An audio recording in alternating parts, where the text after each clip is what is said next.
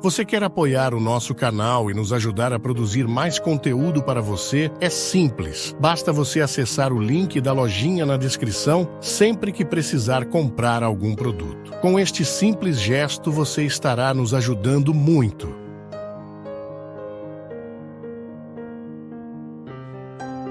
O que a gente precisa para a gente ser feliz? Nós falamos o tempo todo sobre essa tal felicidade. Nós acompanhamos o tempo todo as pessoas na tentativa de serem felizes. As nossas redes sociais, né? Tanta gente publicando aquilo que faz feliz. E até mesmo mentindo em torno daquilo que nos faz felizes. O que nos torna felizes? O que nos torna realizados? E a partir dessas perguntas, nós começamos a desmentir. Porque nós mentimos para nós. Quantas vezes eu encontro pessoas, eu identifico isso em mim, uma estrutura mentirosa em torno da realização. Fingimos que estamos realizados. Fingimos que estamos sabendo o que deve ser feito. Ficamos muitas vezes na superfície das coisas, das situações, e nem temos coragem de tocar naquilo que de fato precisa ser tocado para que a nossa vida seja melhor. Nós temos tantas buscas. Às vezes você tenta ser feliz através do seu trabalho. Sim, trabalha porque você quer conquistar alguma coisa que lhe faça feliz. Namora. Tenta ser feliz através desse namoro, ou já se casou. Tenta ser feliz neste casamento. Essa vida é tão curta, né? Para que a gente desperdice a oportunidade de sermos homens e mulheres realizados, realizadas, felizes. Porque esse é o desejo de Deus para nós. Conversão é isso. É você identificar se na estrutura da sua vida hoje existe alguma coisa que esteja sendo um obstáculo à sua realização humana. Então, quando eu olho para a estrutura da minha vida, aquilo que hoje eu preciso renunciar, eu estou vendo uma realidade que é favorável ao meu crescimento. Eu preciso identificar o que hoje, na estrutura da minha vida, está representando um obstáculo à minha realização. Pode ser que você identifique uma amizade, por exemplo. Uma pseudo-amizade, uma falsa amizade. Um coleguismo que tem sido um obstáculo para o seu crescimento espiritual, afetivo, humano. Então nós precisamos o tempo todo ir articulando a realidade que nos envolve. Eu gosto de chamar isso de as nossas ambiências. E a partir dessas ambiências a gente ir buscando honestamente estar no lugar que a gente realmente deveria estar.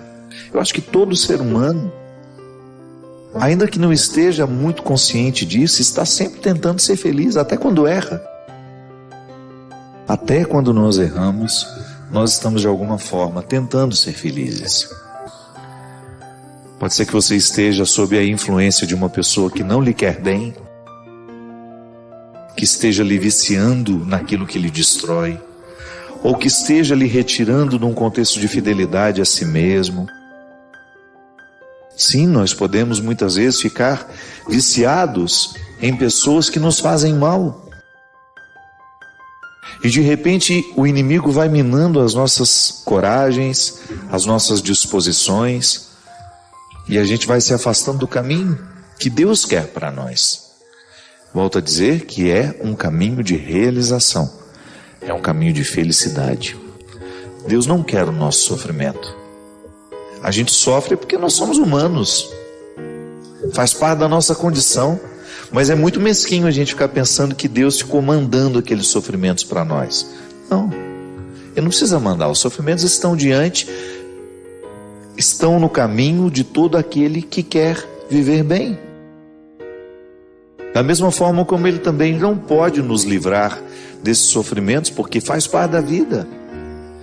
Faz parte da vida sofrer. O que Ele nos assegura é a sua presença. Então requer muita honestidade intelectual. Nós estamos falando aqui de colocar a inteligência para funcionar. O que hoje na estrutura da minha vida é um obstáculo à minha realização humana?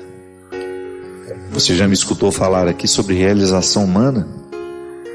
Que é justamente essa adequação que nós fazemos de tudo aquilo que nós podemos e não podemos. Sim, porque um ser humano realizado é aquele que já tomou conhecimento de tudo que pode e de tudo que não pode. E a partir deste poder e não poder, cria-se um espaço de satisfação. É a satisfação de ser quem é, de fazer o que faz, de trabalhar no que trabalha, de estudar o que estuda, de conviver com quem convive.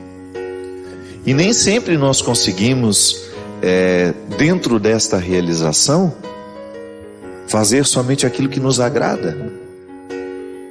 Eu, particularmente, gente, gosto de pensar que Deus é sempre favorável, que a minha experiência com o Senhor é sempre favorável a mim. Nunca, nunca, nunca eu pude entender que a minha experiência com Deus pudesse ser um obstáculo para a minha realização humana. Deus quer o meu melhor. E há muito tempo eu fui arrancando de mim, algumas compreensões equivocadas de que Deus queria o meu sofrimento, por exemplo. Deus não tem nenhum interesse que você se torne uma pessoa infeliz. A infelicidade não é um projeto de Deus para a nossa vida. É por isso que no projeto que Ele tem para cada um de nós, Ele nunca retira os obstáculos. Porque nos obstáculos nós encontramos a força para a gente poder alcançar aquilo que a gente tanto deseja.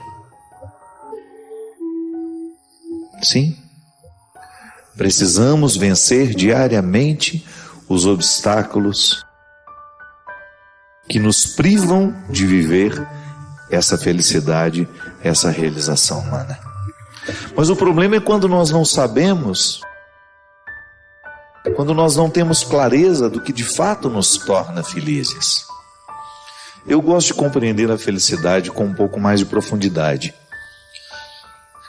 Pode ser que a palavra felicidade esteja muito esvaziada de significados.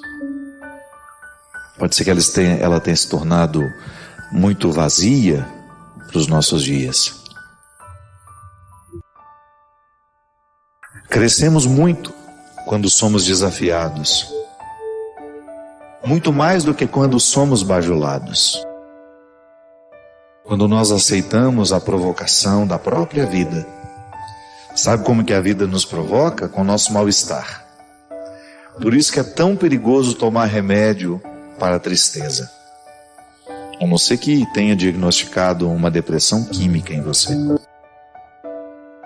E aí, minha gente, nunca é tarde para a gente poder mexer na estrutura da nossa vida, mudar os rumos. Da mesma forma como Jesus não teve medo de mudar a vida de quem passava por ele. Porque Jesus sabia de tudo isso com muito mais profundidade do que nós sabemos hoje. Quanta gente fica curada quando desiste de um emprego, por exemplo. Quando abre mão daquele emprego para ir ganhar menos, mas trabalhar em algo que se gosta. Quanta gente termina o seu conflito quando termina um relacionamento. Mas sofre, mas pelo menos está sofrendo para curar. Sim, mas geralmente quando as tristezas chegam e a gente entorpece com um comprimido, a gente perdeu a feliz oportunidade de descobrir o que nos incomodava. E aí a gente não muda o que incomoda. Você só vai jogando comprimidos sobre a sua tristeza. E por isso não resolve. Apenas vai passando de um dia para o outro, jogando o conflito para frente, quando na verdade o que resolveria e que retiraria a necessidade do comprimido é um enfrentamento, uma mudança das peças do tabuleiro. Quantas pessoas resolvem suas tristezas, suas angústias, quando são capazes de colocar as pessoas nos lugares certos, quando você blinda o seu coração para que ele não seja alvo do desamor do outro. Quantas pessoas melhoram, se curam, quando são capazes de trancar uma matrícula na faculdade e dizer: não é isso que eu quero para mim.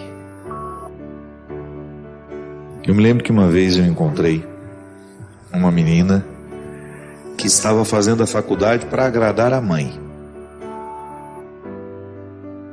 E ela me falou isso. Ela teve coragem de dizer. Perguntei para ela: o que você estuda? Ela falou: arquitetura. E você gosta de arquitetura? Ela: não, eu estou fazendo porque minha mãe quer que eu faça. E eu achei aquilo muito cruel, né? Uma faculdade de arquitetura duram 5 anos na vida. Fazer o oposto do que se pretende para agradar a mãe, alguma coisa está errada nessa relação. Quantos filhos são curados quando nós olhamos para eles e perguntamos o que de fato interessa, do que eles gostam e o que eles gostariam de fazer da vida. E você também cresce quando é algo que você não quer que seja, e você, num exercício de amor, é capaz de querer entender o que o outro gosta tanto. A estabilidade pode representar uma coisa boa na cabeça dos nossos pais, que querem nos ver estabilizados. É natural que você queira seu filho estabilizado. Mas essa estabilidade, se custar a alegria dele, vale a pena? Se chegar a essa estabilidade, vai precisar matar todos os sonhos que tem dentro de si, é justo? Da mesma forma como eu vi muitas pessoas cursarem direito porque o pai era advogado e seguiram a tradição mesmo que aquilo não realizasse. Quantas pessoas eu encontrei estudando direito, não porque queriam ser advogados, mas porque queriam prestar um serviço público, um concurso para um serviço público. E aí você perguntava: mas você se identifica com o serviço público? Não, é só para ter uma estabilidade. Isso pode parecer bacana aos olhos de alguns, mas isso é um verdadeiro absurdo aos olhos daqueles que de fato querem viver a sua verdade pessoal. Basta deixar que a verdade venha à tona. Às vezes você, na ânsia de fazer seu filho obedecer, você dita uma regra que não passa pelo ouvir com ele. Vai fazer assim, pronto, e acabou. Ouça o coração do seu filho. Ouse conhecer quais são as aptidões dele. Será que só porque nós desejamos, com todas as forças do nosso coração, do nosso entendimento, controlar a vida dos que nós amamos, porque achamos que controlar é amar? Será que é justo, em nome desse controle, nós condenarmos os nossos filhos a uma estabilidade que não realiza, que não faz feliz? Falsas respostas não nos realizam. Pode realizar seu pai, sua mãe, mas você acha justo comprometer a sua vida para agradar alguém? Isso não é evangélico. Obedecer significa ouvir com o outro, e não somente ouvir o outro, é ouvir com ele.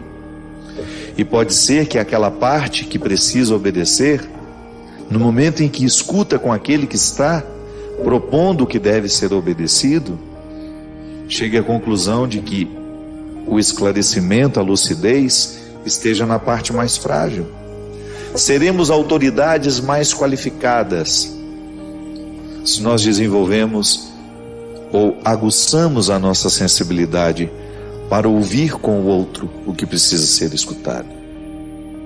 Da mesma forma como eu também não tenho como viver as minhas perguntas na solidão, eu estou sempre ouvindo com alguém ao meu lado.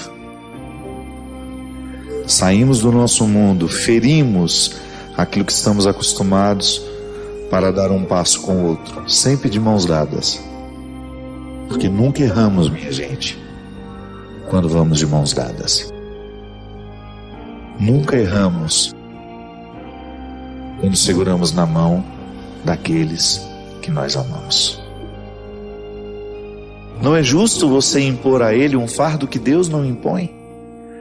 Deus colocou nele um jeito de ser, uma forma de viver, de pensar, de sentir. É necessário que a gente tenha respeito pelo outro, que caminhe com ele. Claro, eu não estou dizendo para você abrir mão da autoridade que você tem, pelo contrário.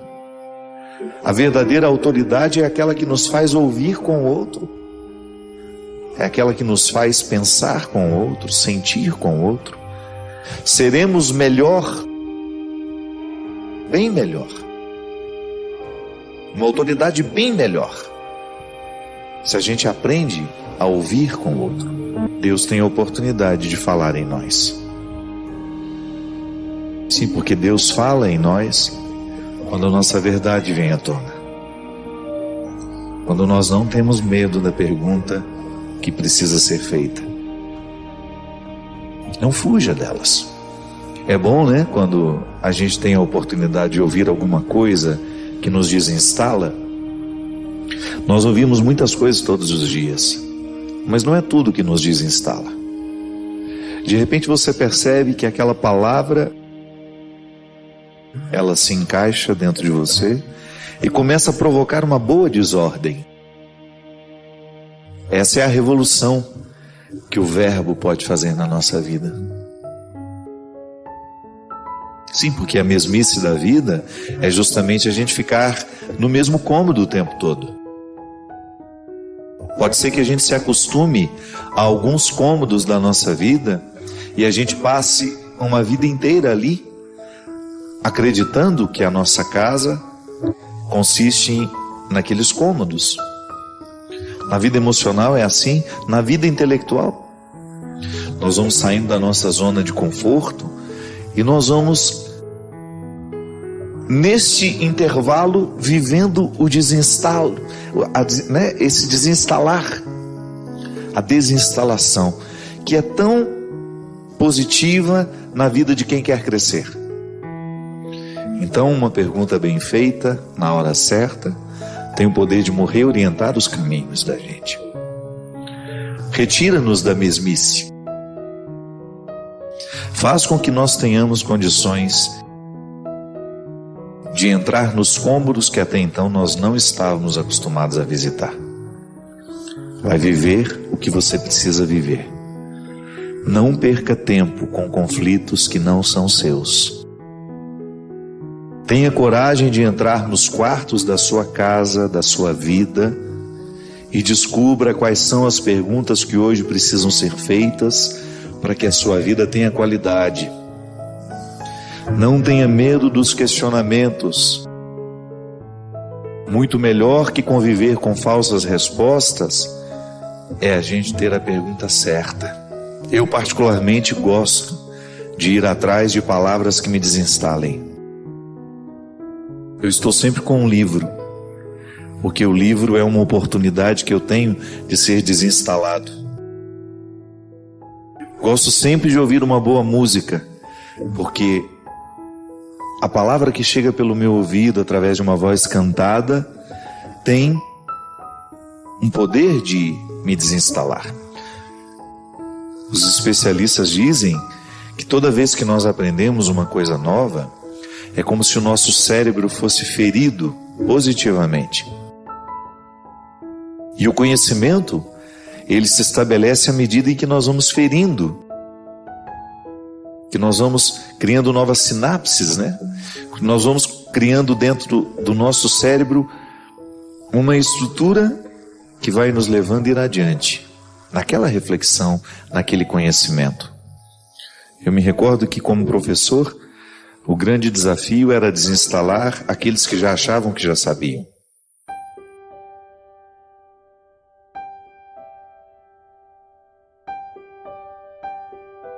Jesus foi extremamente libertador no seu tempo porque ele fez uma conexão muito direta entre o coração humano e o coração divino. O coração de Deus, nele plenamente manifestado e encarnado, acolheu os que passaram pela vida dele. Se nós quisermos ser essencialmente religiosos, espiritualizados, nós temos que permitir. Nós temos que escancarar as janelas do nosso coração e do nosso entendimento, para que a gente nunca se perca dessa verdade. Não existe como amar a Deus sem ter também um amor pela humanidade. Essa humanidade que está em mim, que está em você. Aquela humanidade que às vezes a gente tem dificuldade de reconhecer como parte da nossa. Pessoas que são muito diferentes de nós, muitas vezes marcadas por uma história pessoal difícil.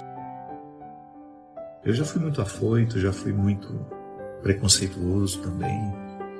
Não que eu tenha deixado de ser, né? O tempo todo eu identifico em mim algumas coisas que eu preciso avançar, que eu preciso evoluir, que eu preciso fazer ficar diferente dentro de mim. Mas eu não perco de vista isso. As questões humanas, aquilo que nos torna humanos, doem do mesmo jeito e também nos alegram da mesma forma. Claro, com proporções diferentes, vai depender da história de cada um de nós. O fato é que eu estou aqui, eu sou humano, você é humano. Precisamos de alguma forma dar conta da condição humana, que não é fácil. Não é fácil. Como é difícil você ter que lidar com você. Como é difícil lidar com aquelas partes desconhecidas de você que ainda gritam, que dão ordem. Como é difícil a gente lidar com aquilo que em nós ainda não obedece à nova versão que nós queremos ser. Então, para mim, vida espiritual é isso. É a oportunidade que eu tenho de alguma forma interferir, seja por meio da reflexão, seja por meio da ação, seja por meio da transformação do pensamento, da mentalidade, seja pela reformulação da linguagem. Tudo isso para mim é busca espiritual. Ninguém pode olhar para o passado, observar o presente e fazer o plano de futuro na correria. E é por isso que a vida cristã combina com reflexão, né? Nós não podemos ser um cristão qualificado se a gente não reflete a própria vida. Então, tenha calma com você. Se você tem dificuldade com as pausas, exercite-se nelas. Comece a olhar mais devagar para o seu jeito de ser. Comece a prestar atenção em você. Na maneira como você trata as pessoas, na maneira como você trabalha, na maneira como você estuda, na maneira como você escolhe ser quem você é. Reflita-se. Seja capaz de colocar para você mesmo, até descrever de vez em quando, quais são os seus maiores defeitos. O que você tem feito para superar cada um deles? Quais são as suas qualidades? E o que você tem feito para fazê-las crescer ainda mais? Essa é a pausa reflexiva. É o momento que você tem a oportunidade de qualificar a sua vida. De fazer esse exercício e reconhecer nele um ato religioso. É um rito religioso. Refletir-se à luz de Jesus. Ter a oportunidade de observar-se. Para a partir desta observação, modificar, crescer, avançar, ir além. É o que eu desejo para você. Que hoje, ao observar a sua vida, ao prestar atenção na maneira como você está vivendo, você se comprometa com você. Porque o primeiro a ser beneficiado com a sua mudança não são os outros. Os primeiros não serão os outros. O primeiro a ser beneficiado com tudo aquilo que você vai se proporcionar, mudar, ser melhor, é você mesmo. Porque no fundo, o maior conforto que nós podemos desejar nessa vida é estar feliz em nós mesmos. É você estar satisfeito, sabendo que você está sendo o ser humano que você pode ser. E ninguém pode chegar neste lugar, ninguém pode alcançar essa condição sem se refletir. Por isso hoje eu desejo que o olhar de Jesus, ao olhar nos seus olhos, ele possa provocar em você silêncio. Que ele possa provocar em você este desejo de olhar para você mesmo, sem os seus excessos, viu? Sem as suas mentiras. Às vezes você precisa das suas mentiras para que o outro te olhe melhor. Deus não precisa disso. Jogue fora todas as mentiras que você conta para você mesmo. Todas aquelas explicações que você se dá. Você não precisa delas neste momento. O Deus que te olha, o Deus que te encontra, dispensa toda e qualquer mentira que você tenha contado para você mesmo. É você e sua verdade. É neste território que Deus quer agir. Por pior que seja a sua indigência, por pior que sejam os seus erros, por pior que seja o seu passado, a sua história, nada disso vale agora. Sabe por quê? Porque Deus nos enxerga com olhos de futuro. Ao me encontrar, nessa noite de hoje, ao lhe encontrar, Deus só enxerga o futuro. Não é maravilhoso isso? Pensar que hoje Deus só enxerga futuro em você? Isso é salvação. E se a gente aceitar que Deus nos salva com o seu olhar, um olhar que tem o poder de nos reinaugurar e nos trazer vida nova. O Senhor esteja convosco. Ele está no meio de nós. Derrame sobre todos nós a sua bênção. Deus Todo-Poderoso, Pai, Filho e Espírito Santo. Às vezes nós temos aquela impressão de que nós estamos fazendo para nós. Não é? Melhor, às vezes nós temos a impressão de que nós estamos fazendo para os outros, mas não é para nós. Repare nas suas necessidades. Você tem necessidades. Não adianta você querer oferecer ao outro uma solução se antes você não experimentou. Nós somos o lugar onde nós experimentamos a vida, minha gente. Eu preciso o tempo todo de palavras que pastoreiem a minha alma, porque muito facilmente eu fico nas facilidades do egoísmo. Muitas vezes eu fico nos vícios de uma vida desregrada, infeliz. Às vezes eu tenho uma habilidade enorme de ser o meu pior inimigo. Quantas vezes você foi o pior inimigo? O seu pior inimigo. Quantas vezes você teve aquela ilusão de que os outros é que lhe podiam destruir? Não é não. Porque em última instância é você que vai acolher a voz ou vai rejeitá-la. Aquilo que está sendo dito por fora, se você acolhe dentro de você, aí você se transforma em seu inimigo.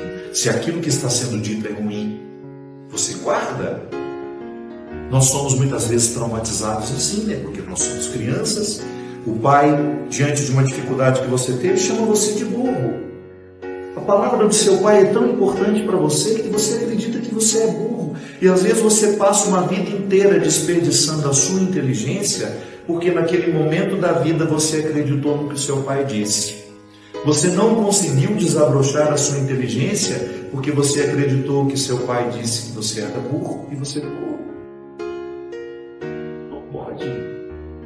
Não pode, você não pode cometer esse crime contra você. A voz que pastoreia é aquela voz que nos chama para o amadurecimento, para o desabrochar de tudo aquilo que em nós é maravilhoso, minha gente. Por isso que eu preciso ter um pastor amigo, um amigo pastor. Eu tenho um pastor amigo, que é o pastor Caio Fábio, que é um homem que participa mesmo da minha vida. E ele é um amigo pastor. Eu trouxe para a minha vida, pela autoridade espiritual que ele tem, um homem que eu conheço, que eu identifico muito próximo da verdade, da sabedoria evangélica, e eu quero ele comigo, porque ele é meu amigo. Ou pessoas simples no meu dia a dia, que tem palavras proféticas na minha história. Como a tia Ju. Pai Fábio, o senhor tem poder de cura. Quantas vezes eu já pensei nisso, mas a palavra dela ontem para mim confirmou aquilo que de alguma forma eu já sei. Preste atenção no que os que te amam lhe dizem. Você pode observar que muitas destruições acontecem na nossa vida quando nós paramos de ouvir as pessoas que nos amam, ou quando nós trocamos, deixamos de ouvir as pessoas que nos amam para ouvir aqueles que acabaram de chegar. Quantas vezes nos nossos relacionamentos a gente se destrói porque a gente deixou de ouvir as pessoas que nos amam? A infidelidade entre casais acontece muito nesse momento, quando a gente deixa de ouvir o outro, quando a voz do outro deixa de acordar o significado que a gente sabe que ele tem na nossa vida. E depois que você cai na traição, que você cai no sentimento de fracasso, o que mais lhe dói é isso. Em algum momento eu ouvi. Em algum momento eu ouvi muito mais a voz que não me amava. E ao ouvir a voz que não me amava, eu me transformei num ser humano que eu não gostaria de ser. Infiel, trapaceador, incapaz de viver o que há de mais sólido e bonito dentro das relações que eu estabeleci. Eu começo a morar fora de mim, porque as vozes que eu estou ouvindo não me chamam para dentro de mim, elas me expulsam. Ou as vozes que eu estou ouvindo ajudam a me edificar as moradas do pecado. Ou então a voz que eu estou ouvindo, ela aguça aquilo que em mim é mais sórdido, mais pecaminoso. E não é à toa que a gente tem aquele ditado, né? Diga-me com quem tu andas, e eu direi quem és. Eu modificaria que Jesus andou com muita gente ruim e não se transformou nelas. Diga-me quem tu ouves, que às vezes você pode estar trabalhando com uma pessoa que você sabe que é ruim. Você anda com ela, mas você não permite as influências ruins dela sobre você. Porque a voz não te chama, a voz não repercute dentro de você. Quando ela chega, ela não produz frutos. Então, a voz que nos pastoreia. Se você quiser prestar atenção na qualidade da sua vida, é só você prestar atenção a quem você escuta. Quem tem influência sobre você? Quais são as vozes que despertam as suas vozes interiores?